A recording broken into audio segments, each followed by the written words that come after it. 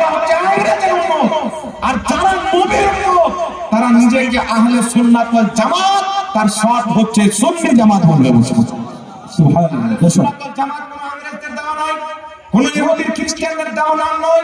আহলে সুন্নাত ওয়াল জামাত এই নাম স্বয়ং মুহাম্মদ রাসূলুল্লাহ 73 ফিরকার মধ্যে একটি দল জান্নাতে যাবে, নবী বলেছেন ওই দলের নাম হবে আহলে সুন্নাত ওয়াল জামাত। জোরে বলুন সুবহানাল্লাহ। সুবহানাল্লাহ। নিজে করে বিদআত আর ফাতওয়া দেয় আমাদের উপরে। এখন আপনাদের সম্মুখে আমি মিলাদুন নবীর দলিল উপস্থাপন করব। বিরাদর ইসলাম, নবী পাক সাল্লাল্লাহু আলাইহি সাল্লামের মান সম্মানকে ইংরেজরা যখন বের করার চেষ্টা করলো ভারতবর্ষের মাটিতে, তখন ইংরেজদের হুকুমত ছিল। তারা কিতাবে কি লিখলো? নবী মরে মাটির সাথে মিশে গেছে, নবীর সম্মান বড় ভাইয়ের সমতুল্য করতে হবে, বেশি করলে শিরক হবে। আর তাদের আরো যে কত ঘাটিয়া ফতোয়া মাসলা আছে, ওইগুলো মাসলা মানুষের সামনে বলা যাবে না।